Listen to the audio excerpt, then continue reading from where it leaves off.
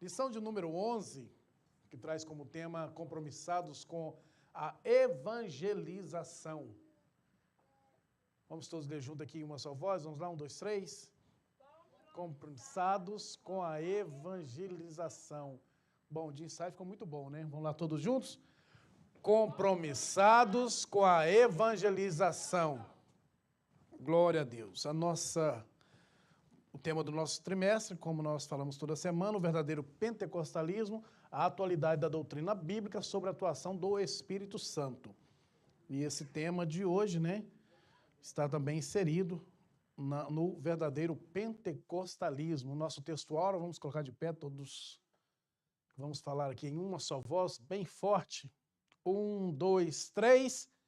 Porque não me envergonho do evangelho de Cristo, pois é poder de Deus para a salvação de todo aquele que crê, primeiro do judeu e também do grego.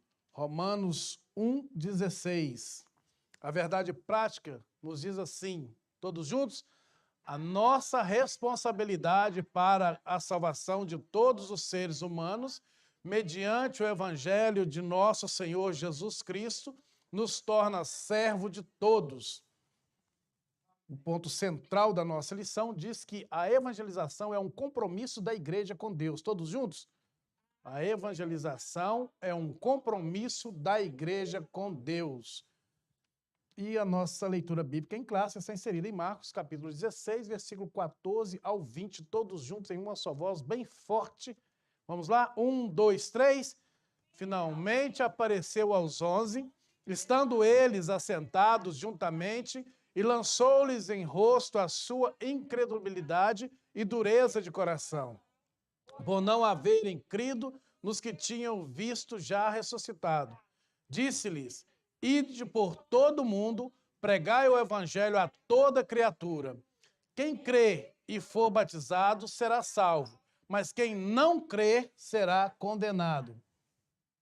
E estes sinais seguirão os que crerem. Em meu nome expulsarão demônios, falarão novas línguas, pegarão nas serpentes, e se beberem alguma coisa mortífera, não lhes fará dano algum, e imporão as mãos sobre os enfermos e os curarão. Ora, o Senhor, depois de lhe ter falado, foi recebido no céu e assentou-se à direita de Deus. E eles, tendo partido, pregaram por todas as partes, cooperando com eles o Senhor e confirmando a palavra com os sinais que se seguiram. Amém. Glória a Deus. Vamos orar? Irmão Renato, leva-nos a Deus em oração. Diácono Renato. Sim, meu Pai. Nós queremos nesse instante, mais uma vez, te louvar, ó Deus. Estamos com os nossos corações abertos, ó Pai, para poder receber a Tua palavra, Pai. Fala conosco em nome de Jesus, ó Pai. Somos carentes de Ti e necessitamos de Ti, ó Deus. Venha falar conosco em nome de Jesus Cristo. Amém. Graças a Deus. Os irmãos podem tomar os vossos assentos e as crianças e adolescentes para suas respectivas classes. Amém?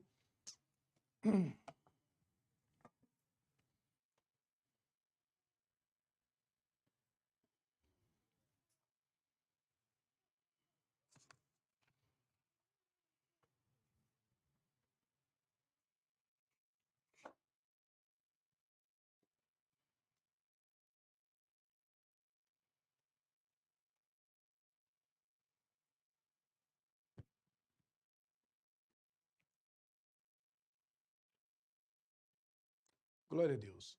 Os irmãos estão aí atrás, se quiser chegar um pouquinho mais para frente, vai ser melhor, né? Então, meus irmãos, hoje nós estaremos estudando a lição de número 11. O título, né, ou seja, o tema dessa lição é Compromissados com a Evangelização. É importante nós dizermos que o compromisso com a evangelização também faz parte desse estudo, ou seja, está inserido, né, nesse quesito que nós estamos falando a respeito do verdadeiro pentecostalismo. Porque há necessidade de nós entendermos que o verdadeiro pentecostalismo ele está diretamente inserido na evangelização. Ou seja, em outras palavras, o revestimento de poder para com o ser humano, ou seja, para com os crentes, vindo da parte do Senhor Jesus, foi para que nós pudéssemos evangelizar. Em nenhum momento Jesus disse que o revestimento de poder seria para que nós nos colocássemos numa posição melhor do que o outro, ou nos sentíssemos mais espirituais do que o outro, ou que nós fôssemos melhor ou escolhidos para algo, a não ser evangelizar. Então, o revestimento de poder que os discípulos receberam, né, ali em Atos capítulo 1, versículo 8 a seguir, né, tem como finalidade a evangelização da igreja, ou seja, a evangelização para que possa aumentar, né, acrescentar no reino de Deus. Amém? Então, é importante nós entendermos isso, porque estamos falando sobre o verdadeiro pentecostalismo. Eu costumo dizer que o verdadeiro pentecostalismo está diretamente fundamentado em ganhar almas. Pentecostalismo, uma igreja que muitas das vezes nós ficamos procurando dentro da igreja um avivamento e achamos que o avivamento está na nossa variedade de línguas que nós falamos, está na maneira que nós pregamos, na eloquência que nós usamos. Não, o avivamento está numa igreja que ganha almas. Toda igreja que se preza como igreja de Cristo, ela tem como finalidade ganhar almas, evangelizar e fazer missões. Então perceba que o compromissados com a evangelização, esse compromissados com a evangelização, ele está diretamente ligado a qualquer pessoa, a qualquer um que aceita Jesus como Senhor e Salvador da sua vida. Não é somente os que estão no púlpito da igreja, o evangelista, o presbítero ou o diácono, toda a igreja, todos os membros da igreja, eles têm por finalidade e compromisso evangelizar a quem quer que seja. E nós vamos estar falando aqui nessa noite, com a ajuda do Espírito Santo de Deus, porque é muito importante nós entendermos isso. Porque muitas pessoas acham, eu não sirvo para nada dentro da igreja. Né? Eu acho que missão é só na África. Não, nós temos missões dentro da igreja. Você tem missão na sua casa, você tem missão no seu lar, você tem missão no seu trabalho, na sua cidade, na igreja onde você congrega. Tudo isso está envolto à obra missionária que o próprio Senhor Jesus Cristo, diga-se de passagem, ela não ficou incompleta. Nós só estamos dando continuidade àquilo que Jesus nos deixou. Amém? Então é importante nós entendermos isso para nós não nos acharmos inválidos na obra. Você aceitou a Cristo como Senhor e Salvador da sua vida, você está vivendo um pentecostalismo na sua vida, aceitou Jesus como Senhor, você tem por obrigação e compromisso com Deus em ganhar almas para o reino de Deus. Falar, evangelizar, falar do amor de Cristo. Nós não podemos ser egoístas, querer esse amor somente para nós. Nós precisamos proclamar esse amor. Nós somos retirados, somos tirados lá do lamaçal de pecado pelo qual nós vivíamos. Nós precisamos passar para a humanidade, ou seja, para aqueles que ainda estão lá fora, que não conhecem ainda Jesus, ou que só ouviram falar de Jesus, né, e não têm ainda um conhecimento profundo da palavra de Deus ou do amor de Jesus. Nós precisamos falar para eles, porque precisamos tirar também eles do lamaçal de pecado que estão vivendo e trazer aqui para dentro. Assim como o Senhor Jesus também fez conosco. Um dia usou alguém para poder chegar até nós e trazer o Evangelho. Então nós não podemos deixar isso passar batido, não podemos deixar isso passar em branco. Nós precisamos evangelizar, falar do amor de Deus. O nosso textuário diz, porque não me vergonho, isso é Paulo escrevendo aos Romanos, capítulo 1, ele diz assim, não me vergonho do Evangelho de Cristo, pois é o poder de Deus. E isso aqui me chama muita atenção, porque além de Paulo não se vergonhar desse evangelho, ele ainda diz ainda que esse evangelho é poder de Deus para a salvação. Ou seja, então esse evangelho ele tem uma finalidade. Esse poder de Deus ele tem uma finalidade na nossa vida, para a salvação de todo aquele que crê. Primeiro do judeu e também do grego. Então perceba que há uma finalidade, eu até anotei aqui, que o evangelho prospera e muda a realidade social, como mudou a minha e mudou também a sua vida. O Evangelho nos prosperou e também mudou a nossa realidade. Nós vivíamos uma vida desgarrada, desprendida. Hoje estamos na presença do Senhor. Fomos tirados de trás das ovelhas malhadas e colocados para sentar junto aos príncipes. Então nós devemos glorificar a Deus por isso e dizer que nós não podemos nos envergonhar desse Evangelho. Porque esse Evangelho é poder de Deus. Nós não podemos abrir mão desse Evangelho. Precisamos falar, proclamar a quem quer que seja. Procurar estudar inglês, francês, espanhol, para poder proclamar o Evangelho. Eu estava conversando com uma pessoa essa semana e falando para ele, nós temos um compromisso, nós não podemos...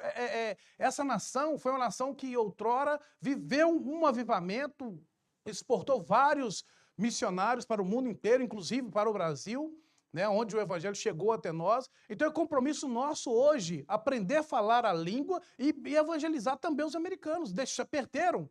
Perderam, deixaram isso sair deles. Então hoje cabe a nós precisamos também fazer isso. Aqueles que têm uma facilidade maior de aprender uma outra língua, e de falar outra língua, de falar inglês, de falar espanhol, nós precisamos ter esse compromisso. Há um projeto de colocarmos um culto em inglês aqui na igreja, precisamos nos empenhar nisso.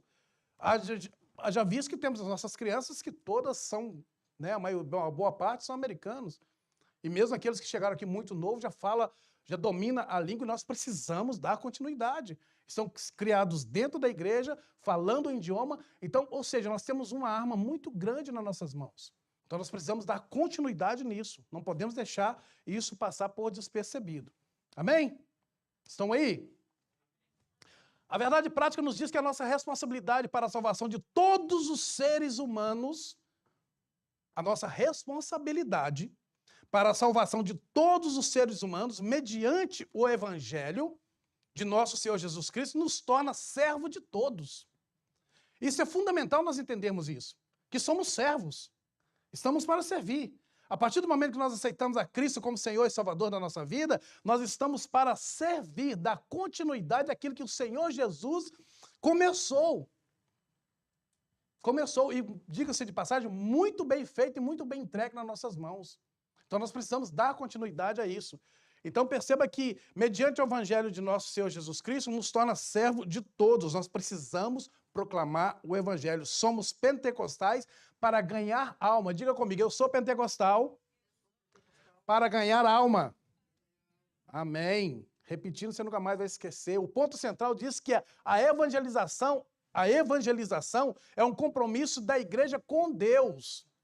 Perceba que toda a igreja tem que estar empenhada nesse compromisso, e esse compromisso é com Deus. Porque a palavra chegou até você. Foi através do Espírito Santo de Deus que você aceitou a verdade.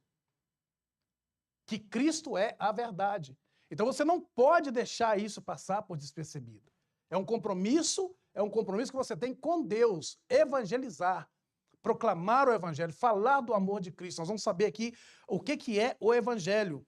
Leitura bíblica nós já fizemos, o nosso objetivo geral da nossa lição, todos juntos aqui, vamos ler, vamos lá? Conscientizar a respeito do compromisso com a evangelização. Então nós vamos conscientizar, esse é o objetivo geral, conscientizar a respeito desse compromisso que nós temos com a evangelização. Os nossos objetivos específicos, vamos lá, 1, 2, 3.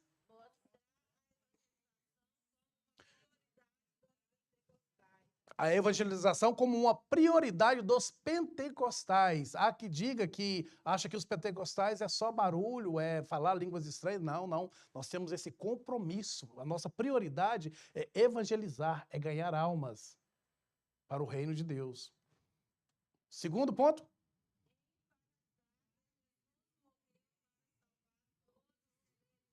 Nós vamos enfatizar isso aqui. Não há os escolhidos. Não.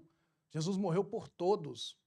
Há alguns requisitos para aquele que aceita Ele como Senhor, mas Ele morreu por todos. Argumentar o quê?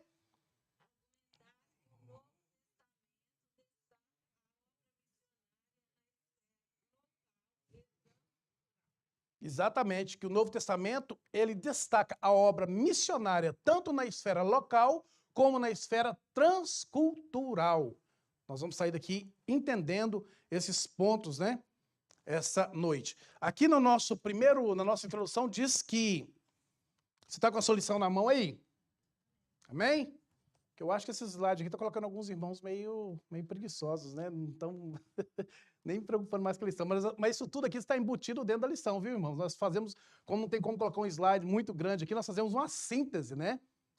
De cada tópico, para você poder entender. Então, perceba que na sua lição está assim: o reino de Deus cresce à medida que os pecadores vão se convertendo ao Senhor Jesus. E de quem é a responsabilidade de proclamar o evangelho para que os pecadores possam se converter? Exatamente. A igreja, ela é, lê aqui comigo, 1, 2, 3.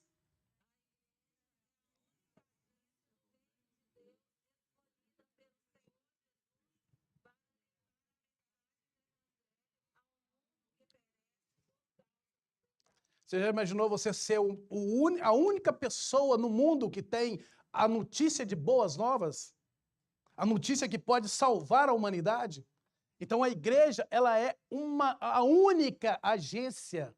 Eu gostei disso aqui quando o comentarista colocou a agência do reino de Deus, né? A igreja, ela é a única agência do reino de Deus escolhida pelo Senhor Jesus para levar a mensagem do evangelho ao mundo que perece por causa do pecado. Você tem nas suas mãos a salvação do mundo. Então nós não podemos ignorar isso. Estamos dando continuidade ao trabalho que Jesus Cristo começou, sim ou não? Sim ou não? Então leia aqui comigo. Estamos?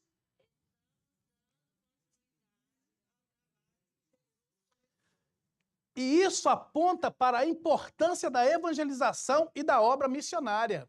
Agora perceba a importância que tem tanto a evangelização quanto a obra missionária. Os dois caminham juntos, né? Eu até coloquei aqui que a missão é a razão principal da existência da comunidade da fé, que é a igreja. Tudo que se faz na comunidade, ou seja, tudo que se faz na igreja é feito em função da missão. Igreja que não faz missão, irmãos, não pode se considerar como igreja. Não, infelizmente, mas é a mais pura verdade. Tudo que se faz na comunidade da fé é feito em função da missão. Nesse sentido, toda a ação da igreja, seus planejamentos e objetivos devem girar em torno de missões. O evangelho é a proclamação da morte e ressurreição de Jesus Cristo para a salvação de todo aquele que crê. Deus enviou Jesus para morrer em nosso lugar, para que tenhamos vida e vida eterna. Em sentido, ou seja, em um sentido único, toda a Bíblia é evangélica. Toda a Bíblia, ela é Cristo. Toda a Bíblia, ela é cristocêntrica. Então, sendo toda a Bíblia, sendo cristocêntrica, ou seja, em toda a Bíblia, nós podemos, de Gênesis a Apocalipse, nós vemos amplas declarações das maravilhosas mensagens de Deus para a humanidade. Então, é compromisso nosso pregar a palavra de Deus. Fala comigo, é compromisso nosso pregar a palavra de Deus. Amém. Então, aqui no nosso primeiro ponto, veja que a evangelização como prioridade, eu até acrescentaria aqui como prioridade da igreja, mas ficaria bem redundante, né? Então, a evangelização como prioridade. O evangelho não é uma mensagem alternativa. Trata-se de uma questão de vida ou morte. Mas por que é uma questão de vida ou morte? Quem se arrisca a me dizer? Por que o evangelho é uma questão de vida ou morte?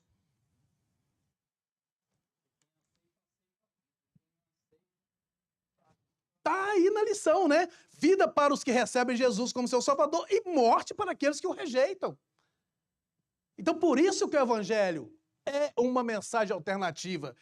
Não é uma mensagem alternativa. Ele é uma questão de vida ou morte. Aceitou Jesus? Recebeu a vida eterna. Foi pregado aqui domingo passado, né? Não aceitou Jesus? Infelizmente, nós não podemos falar que recebeu, que aceitou Jesus, recebeu a vida eterna. Não aceitou Jesus, vai partir para a existência eterna. Porque ali não há vida, né? É morte, vai, infelizmente. Pode falar, irmão João. Isso. No nosso primeiro ponto aí, nós vamos falar sobre o evangelho. Evangelho a palavra evangelho quer dizer boas novas, boas notícias, notícias alvissareiras, né? Alvissareiras, ou seja, notícias comprometidas, né? Compromissadas. Então perceba que na sua lição aí, o comentarista colocou assim que essa palavra vem de duas palavras gregas, que é advérbio, bem ou boa, né? E angelia, ou seja, que significa mensagem de boas novas. Então perceba que a palavra evangelho quer dizer boas novas, boas notícias, notícias alvissareiras. É a mensagem de Cristo que salva o pecador. Isso é o evangelho. A mensagem de Cristo que salva o pecador. Só por meio do evangelho é que o ser humano conhece a salvação na pessoa de Jesus Cristo. Não há outro meio de conhecer a salvação que não seja através do evangelho. Então cabe a nós falar, né, pregar o evangelho.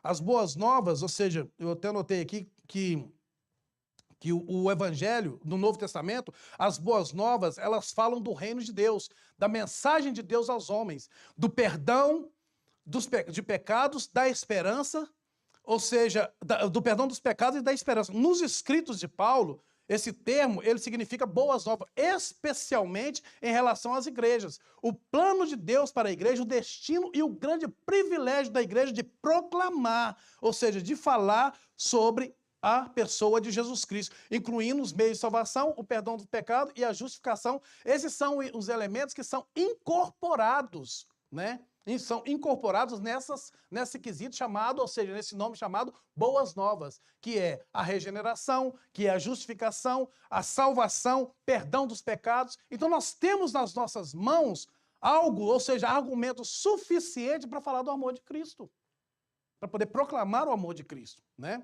Então perceba que no Novo Testamento, essa mensagem, ela denota a mensagem de Cristo. Esse termo significa boas novas, tornou-se um termo muito técnico, né? Em outras palavras, nós podemos dizer que se tornou-se um termo muito técnico, mas, de certa forma, em toda a Bíblia quer dizer o evangelho da graça, o evangelho da glória de Deus, o evangelho da paz, o evangelho eterno, palavra de Deus. Isso é evangelho. Estão entendendo? Nós estamos distinguindo aqui, ou seja, falando a respeito do nome evangelho. Então, estou te explicando de onde se origina. Vem do grego eu, que é um advérbio, e angélico, que é boas, que é novas. Então, ou seja, a palavra evangelho quer dizer boas notícias, boas novas. Compromissado com a palavra. Amém?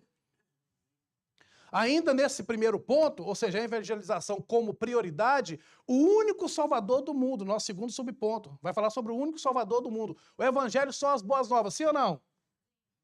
Que falam do reino de Deus, sim ou não? Da salvação, sim ou não? Do perdão dos pecados na pessoa do Senhor Jesus Cristo, sim ou não? Amém. Então, qual é o único salvador do mundo? Qual é o único salvador do mundo? Parece fácil, né? Mas por que você não responde? Qual que é o único salvador do mundo? Jesus Cristo, o único salvador do mundo, né? O qual, eu até coloquei aqui, mas Deus, no seu grande amor, ou seja, o evangelho é a boa notícia da parte de Deus, em primeiro lugar, de que Cristo morreu pelos nossos pecados. A Bíblia diz que Deus criou Adão sem pecado, sim ou não? E capaz de governar uma criação. Sim ou não? Amém. Então, só que, isso em Gênesis capítulo 1, só que em Gênesis capítulo 3, Adão ele se aparta de Deus e levou toda a raça humana a cair com ele na culpa.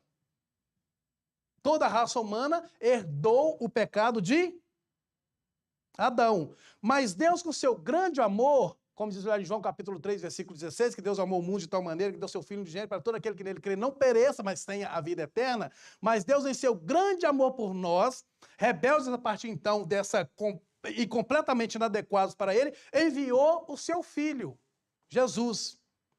Ou seja, o qual viveu a vida perfeita que nós nunca viveríamos, ou que nós nunca vivemos, e morreu a morte culpada que não queremos morrer. Isso fala de graça e misericórdia. Quem sabe me dizer o que é graça? Favor imerecido. O que quer dizer misericórdia? Graça é receber aquilo que nós não merecíamos. Favor e merecido. Misericórdia, não receber aquilo que nós merecíamos.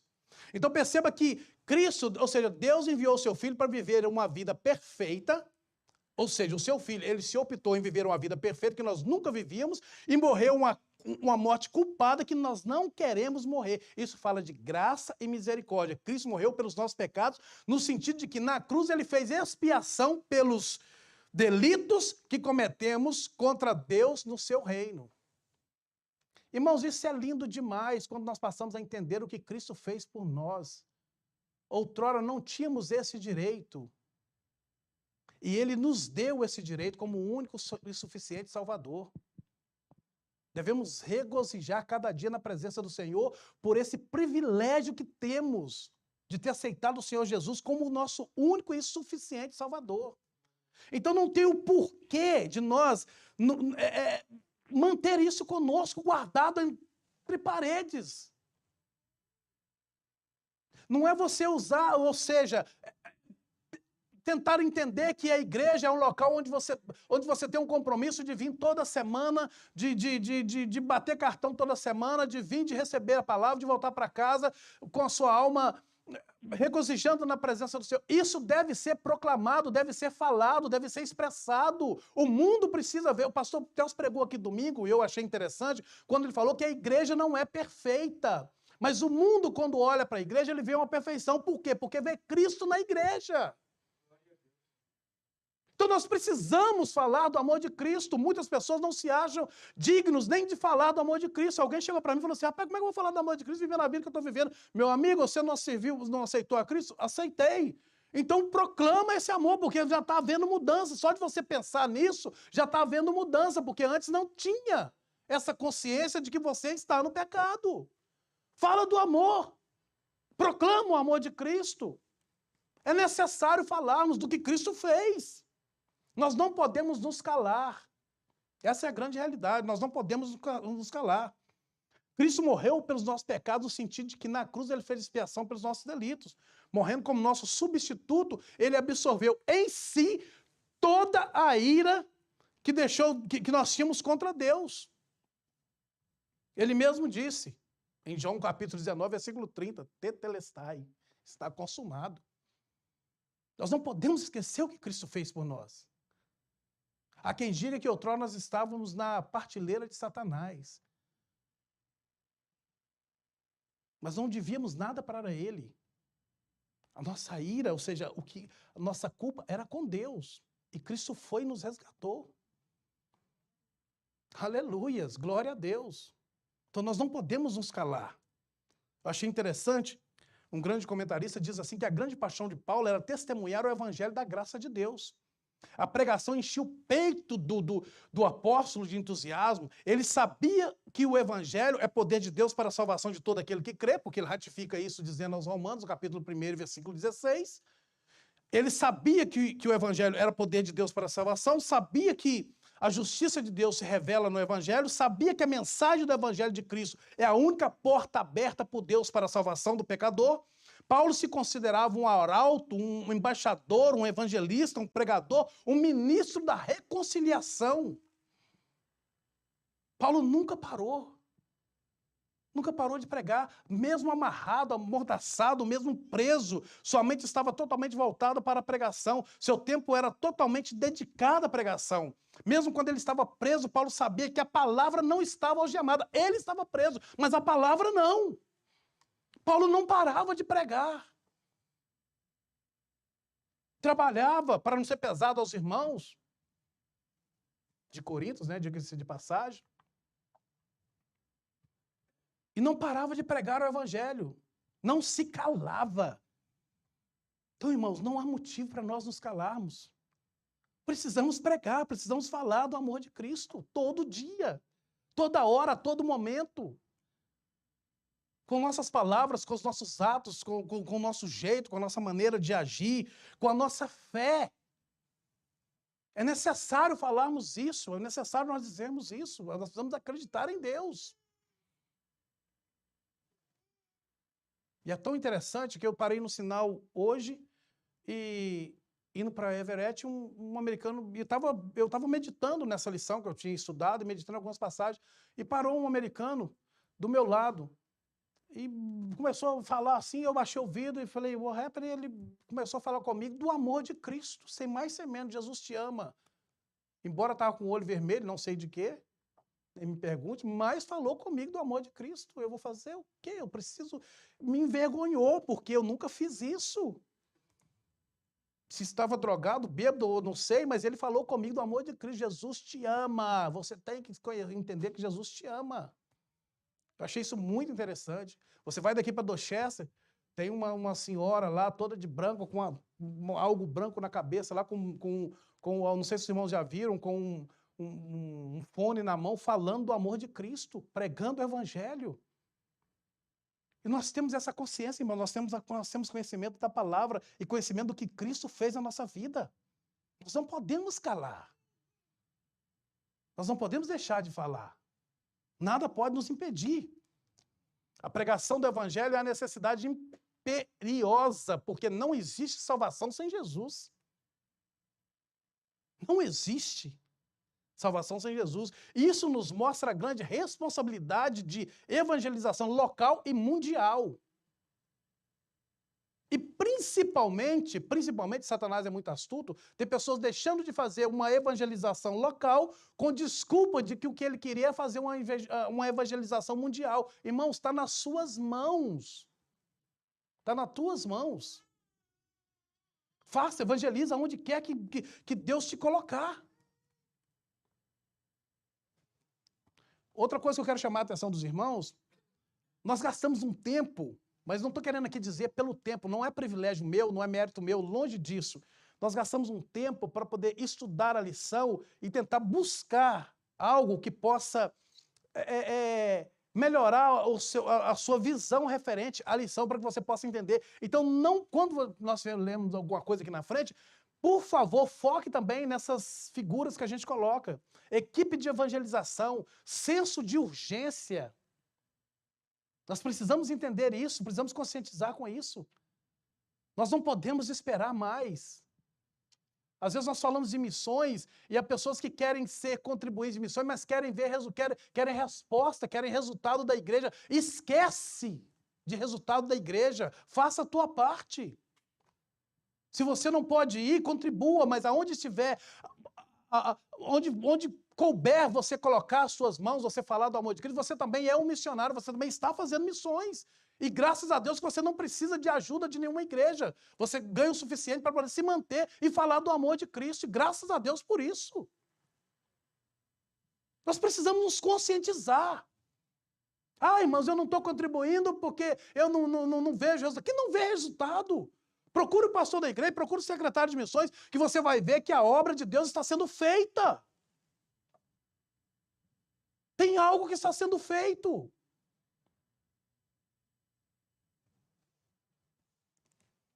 Aleluia, Jesus. Uma agência legítima. O Senhor Jesus... Lê aqui, vamos ler todos juntos, vamos lá?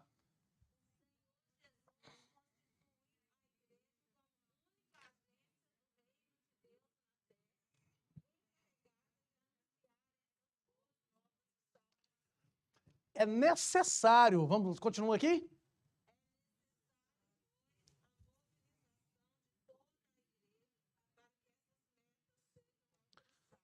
É necessária a mobilização de toda a igreja. Um só não vai fazer. É necessária a mobilização de toda a igreja para que essas metas sejam alcançadas. Porque nós louvamos a Deus porque é uma agência, ou seja, a igreja principalmente, né, a denominação pentecostal, ela tem um compromisso com o evangelismo. O nosso compromisso é com o evangelismo. Nosso compromisso é com missões. Nosso compromisso é com ganhar almas. Então, é uma agência legítima. O Senhor Jesus constituiu a igreja. A igreja é a sua única agência, como nós já falamos aqui. Então, cabe a nós nos mobilizarmos. Toda a igreja precisa estar mobilizada para esse ato, para esse feito. Para poder ganhar almas. Com certeza, eu já falei aqui uma vez, vou falar de novo. Não existe uma pessoa sozinha ser um ganhador de almas. Ganhador de almas é no coletivo. Você que chamou para vir para a igreja, você contribuiu. Você que levantou do seu lugar e deu lugar para a pessoa sentar, você contribuiu. Você que fez o cafezinho ali fora, que recebeu bem o convidado, ou seja, o visitante, você também contribuiu para que almas possam ser ganhadas para o reino de Deus. É no coletivo, todos nós. Nós chegamos aqui, um irmão puxa uma cadeira, o outro irmão arruma, o outro passa pano na igreja. Todos estão contribuindo para isso. Então, irmão, é necessário nós fazer. Não é... Muitas das vezes, eu fui pregar numa certa igreja e depois que eu terminei de pregar, eu pedi ao pastor que orasse pelo irmão que estava aceitando Jesus. Falei, porque o senhor é o pastor da igreja, ore por ele. Eu falei, não, irmão, você ganhou essa alma. Eu falei, irmão, eu não ganhei essa alma, isso é mérito da igreja. É a igreja que está orando em prol dessa vida. Eu fui simplesmente um canal de trazer a palavra. É o que nós somos. Muitas vezes, quando nós pregamos, não podemos bater no peito e achar que nós ganhamos alma para Jesus. Nós não ganhamos nada. É no coletivo, meu irmão. Então, por isso que a igreja de Cristo ela tem que se mobilizar. Toda a igreja ela é necessária para poder ganhar almas. Nós somos um corpo onde Cristo é a cabeça. Estamos juntos, empenhados nesse propósito. Aleluias. Então, precisamos fazer, precisamos nos empenhar e nos mobilizar em prol disso. Amém? Uma agência legítima, ainda dentro desse ponto, cada crente nos dias dos apóstolos era um próspero ganhador de almas. Atos capítulo 8, versículo 4. Olha que Jesus nos enviou de 2 em 2. Então, por isso que quando desce, ou seja, quando há o revestimento de poder, eles estavam revestidos para poder fazer a obra, e ali eles foram dispersos. A Bíblia diz que 3.000 almas, irmãos, foi uma avalanche. Imagina 3.000 almas aceitaram a Cristo como Senhor e Salvador, e aquilo, o Evangelho, foi espalhado para o mundo inteiro. Dentro da época, quando nós estudamos a história da igreja, o pastor Teos pode confirmar comigo, quando estudamos a história da igreja, o mundo da época ele foi todo evangelizado.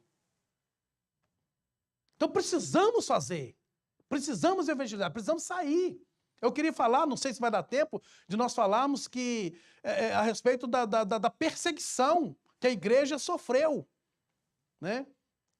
Porque quando nós vemos a respeito, principalmente a respeito dessa comissão, né? Ou seja, a comissão ela foi cumprida através da perseguição. A perseguição não é um acidente de percurso. A perseguição da igreja é uma agenda já firmada. Eu vejo às vezes a pessoa falando, que a igreja está sendo perseguida. Irmãos, amém que a igreja está sendo perseguida. Porque a todo tempo que a igreja foi perseguida, a igreja cresceu.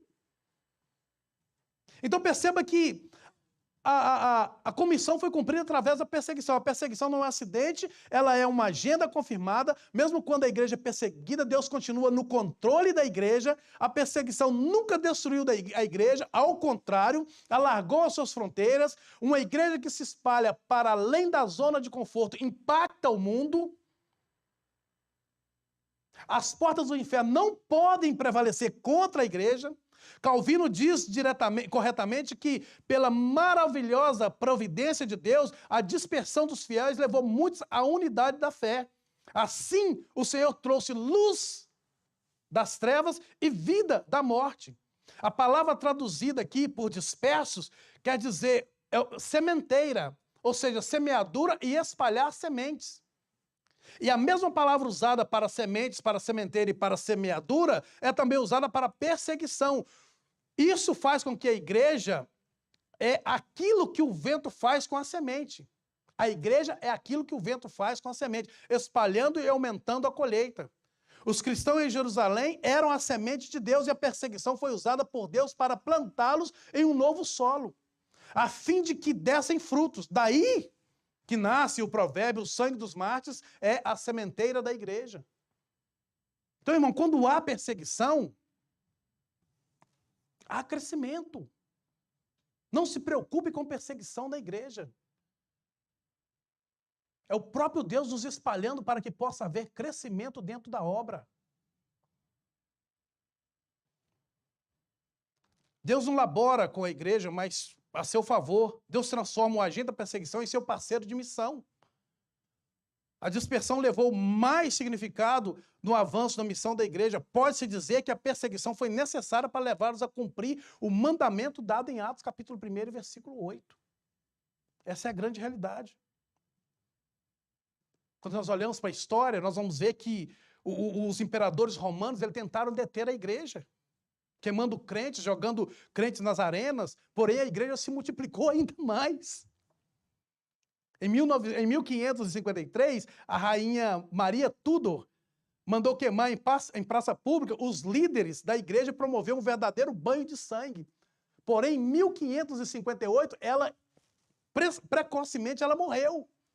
Nesse mesmo tempo, imagina, a Inglaterra ela floresceu com mais vigor e surgiu um dos mais poderosos avivamentos na Inglaterra com o termo puritanos. Por quê? Porque a igreja estava sendo perseguida. As perseguições japonesas e comunistas na Coreia do Sul não conseguiram destruir a igreja. Ao contrário, a igreja sul-coreana é uma das mais robustas. O pastor Taz já falou sobre isso aqui. É uma das mais robustas em todo o mundo. Em 1949, o governo chinês ele foi derrotado pelos comunistas. Nessa época, 637 missionários que estavam no interior da China fazendo missões tiveram que sair, foram obrigados a deixar o país. Anos depois, os cristãos da China eram 40 vezes mais numerosos do que o de 637. Não se preocupem com isso. Há quem diga, eu não peço para vir para a igreja, porque a igreja... Irmão, traga cá para dentro e deixa que o resto, o Espírito Santo de Deus toma conta. Aleluias. Só prega o evangelho, convida, chama. Aleluia, Jesus. Glórias a Deus. A síntese desse tópico diz que o evangelho é uma questão de vida e morte. Por isso, a evangelização é uma prioridade. Evangelização, meu irmão, é uma prioridade. Não podemos esquecer que a evangelização é uma prioridade. E outra coisa, nós hoje devemos, vamos falar um pouco sobre isso aqui, mas nós hoje devemos usar métodos para evangelizar. Devemos aproveitar desses métodos que nós temos para evangelizar. Alguém me mandou uma mensagem, irmãos, que Deus continue te abençoando por esses vídeos que você tem feito aí para a escola dominical. Tem sido muito útil aqui na nossa região. Isso de fora.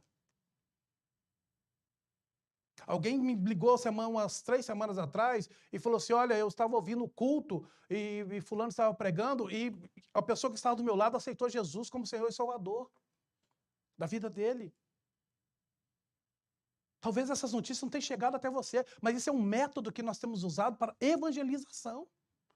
Quantas vezes já passou pela minha cabeça, vou conversar com o pastor, tirar essas câmeras, porque parece que os irmãos vê que tem câmera, fica em casa, às vezes nem assiste em casa e não vem para a igreja e tal. Irmão, mas nós estamos evangelizando o mundo. O mundo. Você não tem noção aonde tem chegado o raio de distância que essa palavra tem chegado. E você tem isso nas suas mãos. Muitas vezes você deixa de compartilhar e ignora uma mensagem aqui pregada na igreja, porque sabemos que é uma mensagem genuína, e você está deixando de evangelizar, de proclamar o evangelho. Vamos prosseguir? Amém? Leia aqui comigo. Morreu para salvar todos os seres humanos. A extensão da obra expiatória de Cristo tem sido debate ao longo dos séculos, mas especialmente depois da Reforma Protestante. O que importa é a compreensão do assunto à luz da Bíblia.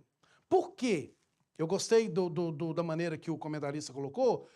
Nós não vamos entrar nessa questão, nesse quesito de disputa, de discussão a respeito, mas nós vamos defender a nossa teologia. A nossa teologia. A nossa teologia é pentecostal e vem diretamente das Escrituras Sagradas, sem intermediação dos teólogos da Reforma Protestante. Ou seja, em outras palavras, a nossa teologia pentecostal é a que mais se aproxima dos originais da palavra de Deus. Amém? Você crê na Escritura? Amém? Você crê que Jesus Cristo veio para salvar a humanidade? Amém? Você crê no Espírito Santo? Amém? Você crê no batismo do Espírito, no batismo do Espírito Santo? Então, é o que o que mais se aproxima das Escrituras Sagradas é a nossa teologia. Nós estamos aqui para poder criticar nenhuma etnia, nenhuma teologia, nada. Mas é o que mais se aproxima. Nós não estamos aqui para poder pegar raciocínio ou intermediação de teólogos, né? Porque nós vemos aí que muitas denominações que usaram para esse feito se tornaram praticamente hoje, são consideradas até como seitas. Então não, a nossa teologia ela é pentecostal e ela vem diretamente fundamentada nas Escrituras Sagradas, sem nenhum intermédio. É Jesus Cristo salva, batiza e leva para morar no céu. Amém? Por quem Jesus morreu? Por quem Jesus morreu? Os debates se concentram em 2 linhas de interpretações das Escrituras. A expiação limitada e a expiação ilimitada.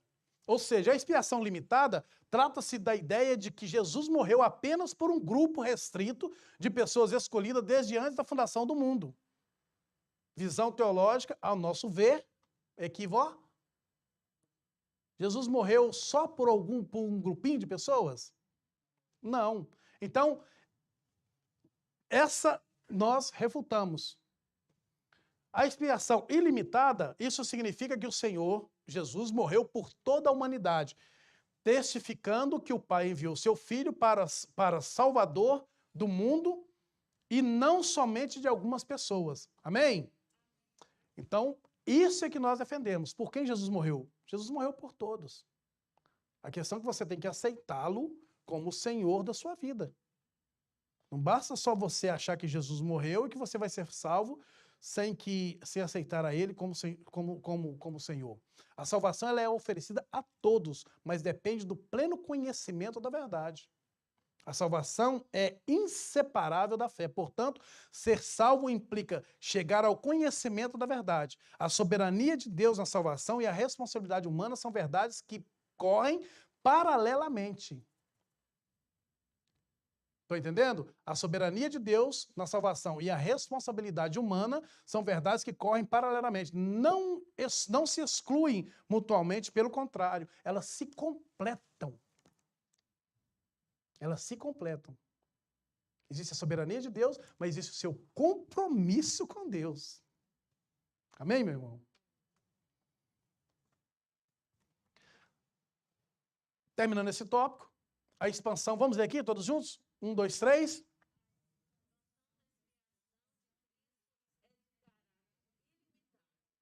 Isto é, Jesus morreu por toda a humanidade. Então perceba que a expansão da expiação de Cristo é de caráter ilimitado. Jesus morreu por toda a humanidade. Não foi por só um grupo de pessoas, né? No terceiro ponto, nós vamos falar sobre a evangelização local e transcultural. O livro de Atos, ele destaca a obra missionária, registra as missões por todos os ângulos e mostra todas as possíveis atividades de um missionário. Então, quando nós lemos Atos dos Apóstolos, nós vamos ver ali uma obra, um explanar de uma obra completa sobre evangelização e sobre missões, né? Então, perceba que estudar o livro de Atos dos Apóstolos é muito importante para que nós possamos compreender esses dois fatos. A evangelização é um ato de comunicar as boas novas de salvação a todas as pessoas por meio de palavras e ações, ou seja, em outras palavras, nós não podemos entender que a nossa forma de evangelizar seja só em palavras. Nós temos as nossas palavras, mas também nós temos os nossos atos, nós temos as nossas ações, nós precisamos também pregar com as nossas ações. Muitas vezes as nossas ações pregam mais do que as nossas palavras, né? Então isso é fato, nós entendemos isso. Isso significa testemunhar com ousadia a ressurreição de Jesus pelo poder do Espírito Santo. Geralmente, é uma ação acompanhada das obras sociais. Outro fator muito importante que nós devemos colocar junto com o quesito evangelização e missões é essa questão das obras sociais. Jesus em nenhum momento dispensou o seu povo de barriga vazia. Então, irmãos, às vezes e é algo que muitas das vezes nós temos deixado muitas falhas nessa questão das obras sociais. Nós precisamos repensar um pouco mais a respeito das obras sociais. Nós precisamos nos empenhar. Eu vi um vídeo essa semana muito triste de um homem no Brasil, talvez os irmãos devem ter visto, chorando, pedindo uma sacola de arroz, uma cesta básica, e, segundo os relatos, os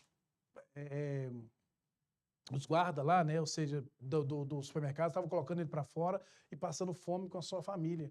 Então, cabe a nós preocupar com essas obras sociais. Precisamos fazer essas obras sociais. Tem um departamento na igreja, nós precisamos procurar, né, esse departamento, saber se precisa de alguma coisa, quando é mandado. Nós louvamos a Deus, porque sempre nós temos visto isso aqui na igreja, que quando é mandado alguma coisa, alguma mensagem, o pastor manda, os irmãos têm contribuído, mas precisamos empenhar um pouco mais. E muito cuidado, precisamos ser prudentes também. Precisamos ser prudentes. Eu acho que há um anjo dentro da igreja, há um homem de Deus dentro da igreja que nós devemos consultar na questão de contribuir com essas obras sociais. Porque às vezes nós queremos fazer com as nossas mãos e estão achando que estão fazendo a coisa certa, e às vezes não estão. Não estão fazendo a coisa certa. Às vezes agimos por emocionalismo e não estamos fazendo a coisa certa. Porque pessoas que estão agindo de má fé com a igreja. E isso tem demais. Muitos picaretas que estão agindo de má fé com a igreja. Vêm para a igreja só no dia que o aluguel está vencendo. Vem para a igreja só quando falta alguma coisa. Aí chega perto do irmão e outro, começa a chorar, começa a questionar. Né? E o irmão, com a sua boa vontade, achando que está fazendo a coisa certa, às vezes deixa de ajudar uma família que realmente precisa para ajudar um que não tem necessidade, que está usando de má fé. Então, irmão, procura o seu pastor, procura o pastor da igreja, o nosso pastor, nosso líder. Pastor, eu quero contribuir com o departamento de obras sociais da igreja, e como que eu faço? Pastor, o fulano está pedindo isso e isso. Procura, conversa com o seu pastor. Porque com certeza o seu líder tem uma explicação, ele está sabendo do que está acontecendo ao seu redor. Há muitas notícias falsas, muito fake news por aí. Pessoas que têm agido de má fé, pessoas que têm se afastado da igreja por notícias que não convêm, que não procuram saber da verdade, não procuram ver os dois lados. E têm se afastado até mesmo de Cristo, para ser mais, não só da igreja, tem afastado de Deus por causa dessas coisas. Então procura saber, não fica mandando dinheiro para quem quer que seja de qualquer maneira, não. Eu sou contribuinte de missões e sempre que alguém me liga, que eu posso, eu ajudo também a outras pessoas, mas eu não deixo, pode olhar um relatório de missão que todo mês a minha contribuição de missão está aqui primeiramente na minha igreja. Se eu tiver um propósito fazer lá fora, eu faço depois. Porque eu sei que a minha igreja é uma igreja missionária, eu sei que aquele que está precisando lá, se ele procurar a igreja com certeza vai o ajudar. Isso é conscientização. Não faça por emocionalismo. Amém? Segundo ponto vai falar sobre missões.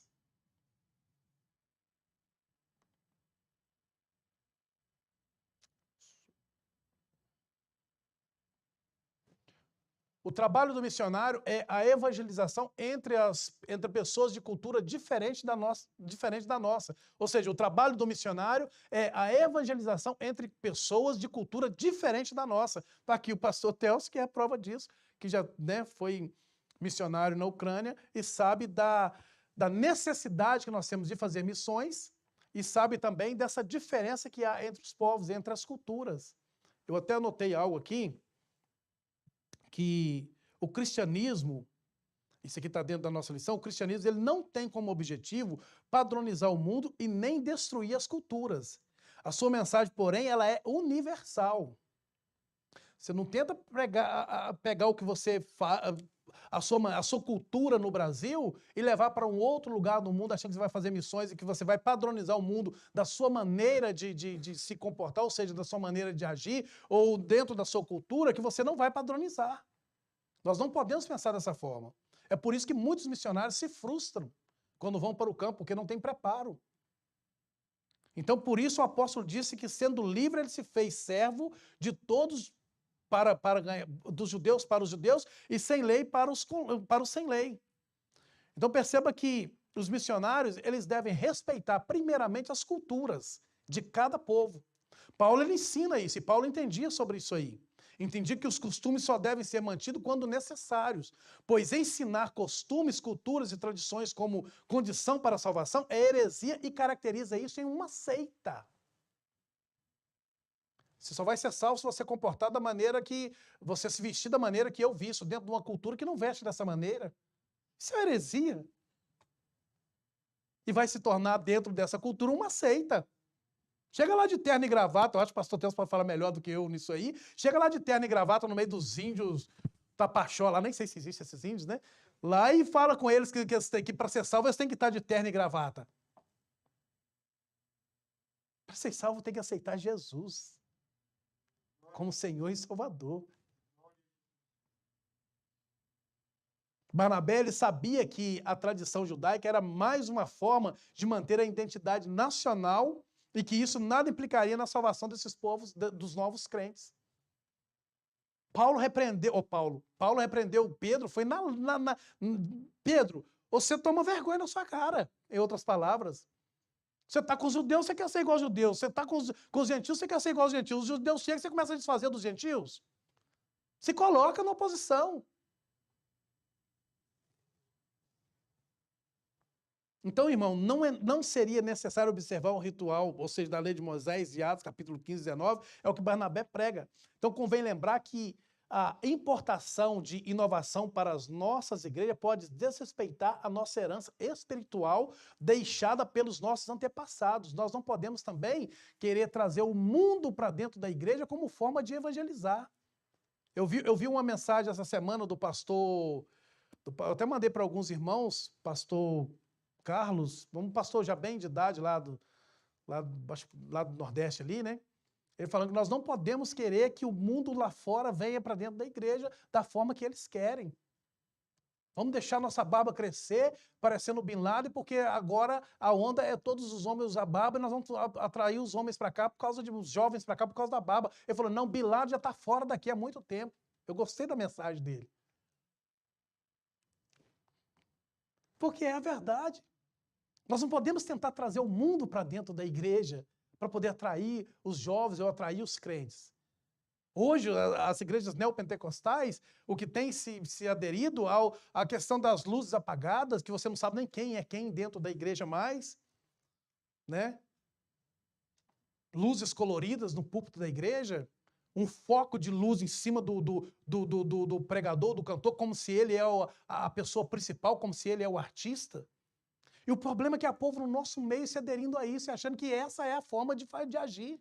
Não, irmão, a forma de agir é palavra de Deus, é capim fresco, é isso que te alimenta, é isso que te sustenta.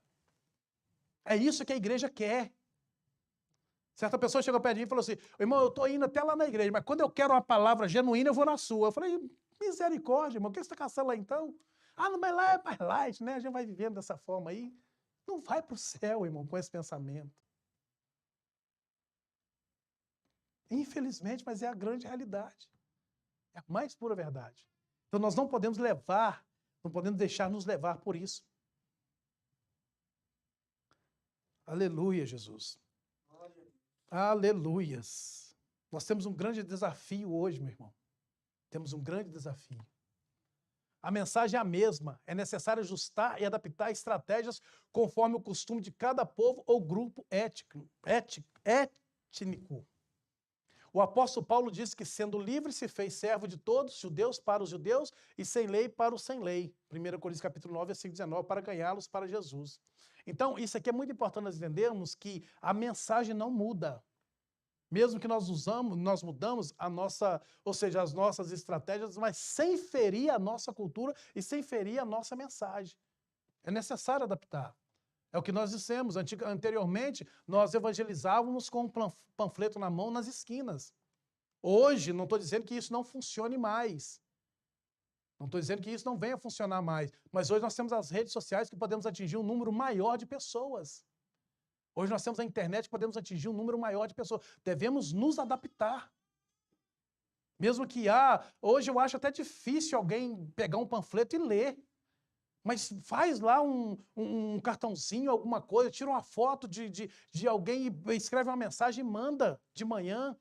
De vez em quando eu mando aí para alguns irmãos alguma mensagem de manhã cedo, recebo também de alguns irmãos alguma mensagem de manhã. Isso é muito bom, isso é forma de evangelizar, você tem nas tuas mãos. Irmãos, eu não estou evangelizando porque eu não estou tendo tempo de ir para esse irmão. Levanta de manhã, a primeira coisa que você faz, até mesmo antes de orar, é pegar o seu telefone, manda uma mensagem, um versículo bíblico. Tem uma Bíblia que você abaixa aqui, que toda manhã ela me manda um versículo bíblico. Pega esse versículo bíblico, copia, manda para alguém toda manhã. Alguém me disse certa feita, irmão, eu precisava de ouvir isso. Saí de casa hoje angustiado, triste. Achei que não tinha mais recurso. Como também já aconteceu comigo. De alguém me mandar uma mensagem, eu ligar de volta e falar, eu precisava ouvir isso aí. É a forma que nós temos de evangelizar. Hoje, todos nós temos um telefone na mão, desde a criança de 5 anos até a de 90. Então, não há motivo para nós não evangelizarmos. Não há desculpa. Nós precisamos evangelizar. Precisamos falar do amor de Cristo. E temos nas nossas mãos. O desafio de hoje, ou seja, o desafio hoje, Jesus disse, o campo é o mundo. Jesus mandou pregar tanto em Jerusalém, como em toda a Judéia, Samaria, até os confins da terra. Isso fala de simultaneidade. Isso aqui é importantíssimo entendermos isso aqui. Simultaneidade. E quando você está pregando aqui, outro está pregando lá em Jerusalém. Ou quando você está pregando em Jerusalém, outro está pregando na Judéia. Enquanto um está pregando na Judéia, outro está pregando em Samaria. Enquanto um prega na Judéia, outro prega em Samaria, e outro prega em Jerusalém, outro está nos confins da terra pregando a palavra. Mas não deixe de pregar, não use isso como uma desculpa para não fazer. Do contrário, o evangelho estaria ainda em Israel, confinado entre os judeus. Então precisamos pregar o evangelho, do contrário, esse evangelho estaria preso. Isso fala de simultaneidade, pregar a palavra. Aleluias. Glória a Deus. O verbo pregar é uma outra palavra, ou seja, o verbo pregar é outra palavra favorita do evangelho de Marcos. Marcos falou muito a respeito da evangelização e a respeito da pregação. Ela é encontrada só no evangelho de Marcos 14 vezes. A palavra pregação. Enquanto só aparece 9 em Mateus e Lucas, Marcos enfatiza Cristo veio pregando. Marcos sabe que Jesus é mais do que um pregador, por isso relata vários dos seus milagres, porém destaca a primazia do ministério da pregação de Jesus. Embora Jesus tenha se ocupado em atender às necessidades físicas das pessoas, ele focou primordialmente as necessidades espirituais. Primeiro Jesus salvava, vai, sua fé te salvou. Depois ele curava. Agora Jesus ordena aos seus discípulos a pregarem em todo o mundo. Devil Mullen, ele diz que estar calado, preste bastante atenção nisso aqui. Eu gosto de ler alguns livros, alguns comentaristas, porque algo me chama muita atenção. Ele diz assim que estar calado é um perigo maior do que uma perseguição e morte. Não falar do evangelho é um perigo muito maior do que ser perseguido e morrer. Porque você está ignorando a Cristo, a falar do amor de Cristo. O evangelho só é boas novas se for compartilhado. O propósito de Deus o propósito de Deus é o evangelho em todo mundo, por toda a igreja, em todo mundo, a todas as criaturas. O evangelho deve ser pregado a todas as nações, em todo mundo e a toda criatura. A igreja precisa ser uma agência missionária. Essa é a prioridade da igreja. Ela precisa ser luz para as nações. Uma igreja que não evangeliza, infelizmente, ela precisa ser evangelizada. E isso que nós temos aqui, essa escola bíblica dominical, eu gosto das palavras de Antônio Gilberto, que é um departamento que evangeliza enquanto ensina e ensina enquanto evangeliza. Quando você convida alguém para estar na escola dominical para aprender a palavra de Deus, você está também evangelizando. Então a igreja é um corpo missionário ou um campo missionário. A evangelização é uma tarefa imperativa, ide, intransferível e impostergável, ou seja, não pode ser adiada. É já. É agora. O mundo precisa do evangelho e da salvação pelo evangelho, precisa ser oferecida livremente a toda a humanidade. Nós precisamos falar do amor de Cristo para todos. Não podemos ignorar. É necessário falarmos do amor de Cristo. Que saiamos daqui essa noite, irmãos, conscientes. Aonde quer que nós estejamos, nós precisamos dar a oportunidade e aproveitar as oportunidades. Como foi pregado aqui domingo. Não podemos perder as oportunidades. Se a oportunidade chegou na sua mão, fale do amor de Cristo. Não ignore. Não fique procurando argumentos. Ah, mas eu não estudei, eu não li. Não, irmão, se você ora, se você lê a palavra de Deus, o Espírito Santo vai te capacitar para poder, e vai colocar as palavras corretas. Não vai inventar a palavra. Você tem que estar lendo a palavra. Vão colocar em você as palavras corretas para ser faladas. Não se preocupe com isso. E pregação não é somente na igreja no domingo de manhã ou no domingo à noite, só no culto, não. É em qualquer lugar, você tem que pregar. Eu prego dentro do carro, para mim mesmo, e falo, Senhor Jesus, me aceita de novo como teu servo, porque o negócio está feio. O que o Senhor falou comigo aqui, infelizmente, se não der um jeito na minha vida, está complicado. Pregue, pregue, pregue, não pare de pregar, fale do amor de Deus, do amor de Jesus, fale do que o Senhor, testemunhe do que o Senhor está fazendo na sua vida, do que o Senhor fez na sua vida, testemunhe. E que o seu caminhar seja um testemunho vivo do que Deus está fazendo. É a forma que você tem também de evangelizar. Que os seus funcionários possam ver mudança, que o seu patrão possa ver mudança.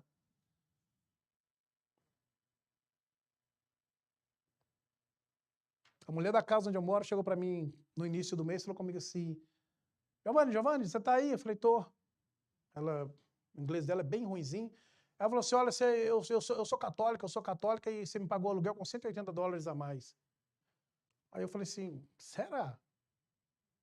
Eu falei, não, eu contei lá e realmente tem $180 a mais, isso não faz sentido para mim, eu sou católica e eu não...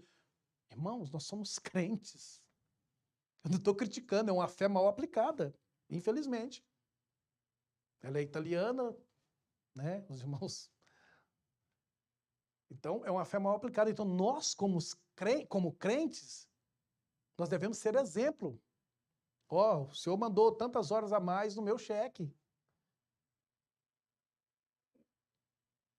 Olha, eu estou aqui trabalhando e eu parei tantas horas. Precisamos testemunhar. E assim você vai ganhar o seu patrão. Assim você vai ganhar o seu funcionário. Graças a Deus, pela misericórdia do Senhor, tem mais de não sei quantos anos tem que eu não anoto hora de ninguém. Não passo pelas minhas mãos, a única coisa que passo pelas mãos, cheque assinado e pronto, entrega para lá, para mim não correr esse risco. E se possível, até peço, deixa correr mais algumas coisas aí para não, né, para a gente poder ter condições de dobrar os nossos joelhos dentro da igreja. Essa é a grande realidade. Forma que você tem de evangelizar. O carro quebrou no meio da estrada e o meu funcionário me ligou e falou, Giovanni, ora aí porque a polícia está chegando. Eu falei, aí ora você. Não, você tem mais certo que eu, pode orar aí. Irmãos, isso é maravilhoso. Isso é maravilhoso. Outra pessoa virou para mim e falou assim, rapaz, você deve estar buscando muito de Deus, porque quebrar a ferramenta do jeito que nós estamos quebrando. Testemunho vivo. Onde quer que você passa. Você tem que dar testemunho que você serve a um Deus vivo e que seu Deus é maravilhoso, seu Deus é poderoso, seu Deus pode sobre todas as coisas. Não se desespere, só acredite em Deus. Isso é muito bom. Amém, meu irmão? Glória a Deus. Vamos partir para a nossa conclusão? Tem muita coisa aqui, mas a respeito desse desafio de hoje,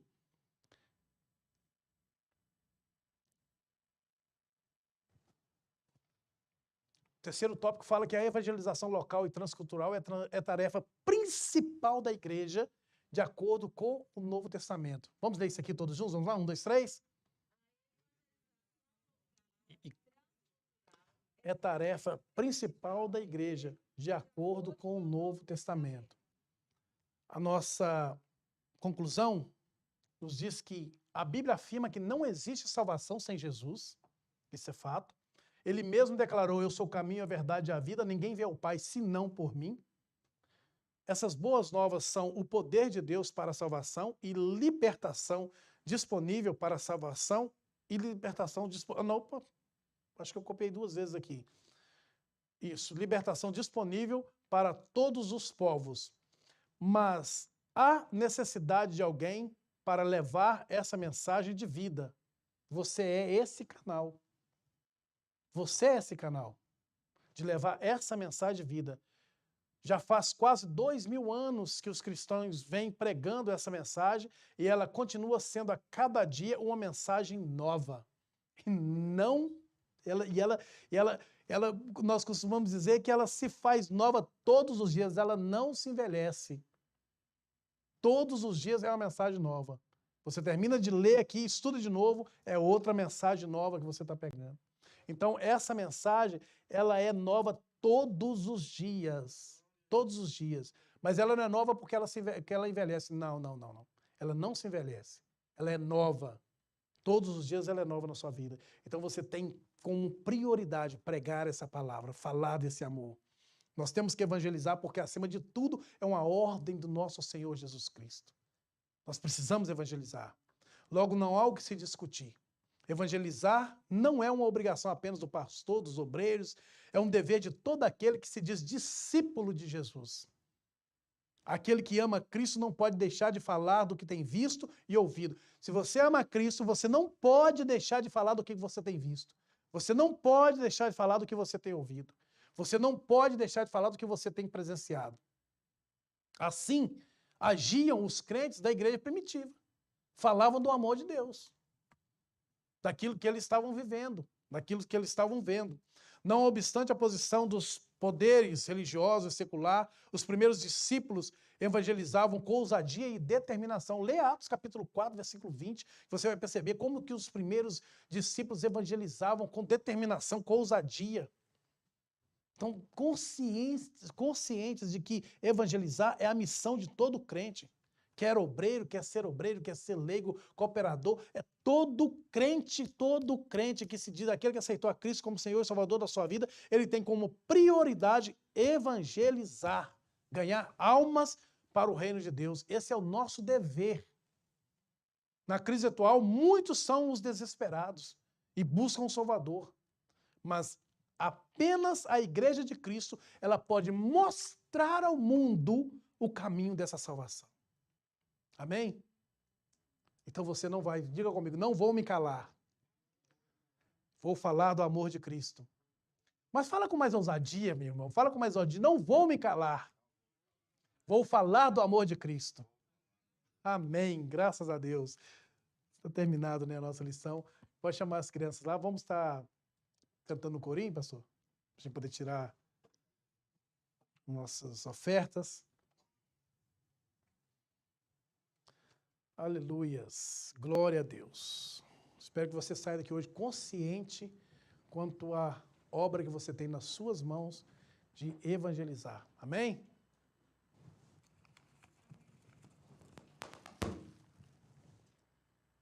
Glória a Deus.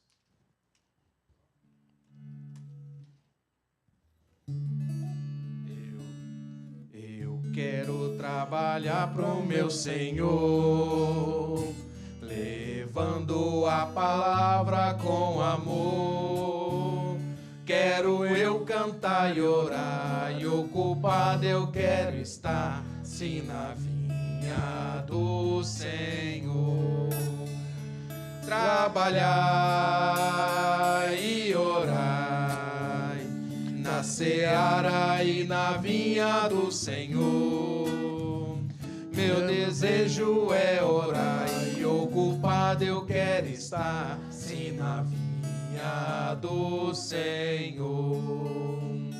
Eu quero ser obreiro de valor, confiando no poder do Salvador. Se quiseres trabalhar, acharás também lugar, sim, na vinha do Senhor. Trabalhar e orar, na seara e na vinha do Senhor. Meu desejo é orar e ocupado eu quero estar, sim, na vinha do Senhor. Aleluia, Jesus. Glória a Deus. Vamos colocar de pé, meu irmão? Vamos fazer uma oração? Glórias a Deus. Aleluia. A nossa próxima lição vai falar sobre a urgência urgência do discipulado. Amém? A lição que nós estaremos estudando na próxima semana. Já estamos chegando aí na lição de número 12, né? Já quase encerrando o nosso trimestre. O evangelista Edson pede oração. Mandou uma mensagem aqui pedindo oração. Vamos estar orando pelo evangelista Edson. Parece que, acho que a André comentou comigo também, que a irmã Núbia falou a respeito do irmão Carlos, que inalou um gás, né? Lá no trabalho. Vamos estar também orando pelo irmão Carlos. Eu também quero pedir oração pelo meu sobrinho, que está com câncer entre o pulmão e o coração. E também vamos orar pelo Brasil, irmãos. A situação do Brasil está muito terrível, está feia a coisa lá. Estamos falando já até em isolar o Brasil. Não deixar que ninguém saia de lá, porque, infelizmente, a pandemia está crescendo e muito. Não sei se os irmãos viram as mensagens aí dos últimos dias. Já superou os Estados Unidos, né, muitas vezes, e também o lugar de onde o vírus saiu. Então, nós devemos orar pelo nosso Brasil. O Brasil inteiro está morrendo muita gente, muitas pessoas, e não está tendo idade. Tem pessoas novas morrendo. Morreu uma pessoa agora de 24 anos, saudável, aparentemente, né, uma pessoa que fazia muito exercício físico, e morrendo muitos pastores, como já foi falado aqui, muitas pessoas idosas estão morrendo. Então, vamos orar pelo nosso Brasil, para que Deus possa ter misericórdia e os governantes também, né, possam ter consciência de que é muito sério essa situação que estão vivendo no Brasil. Amém? Quantos mais precisam de oração? Eu peço oração para o meu pai também. Seu pai? Amém.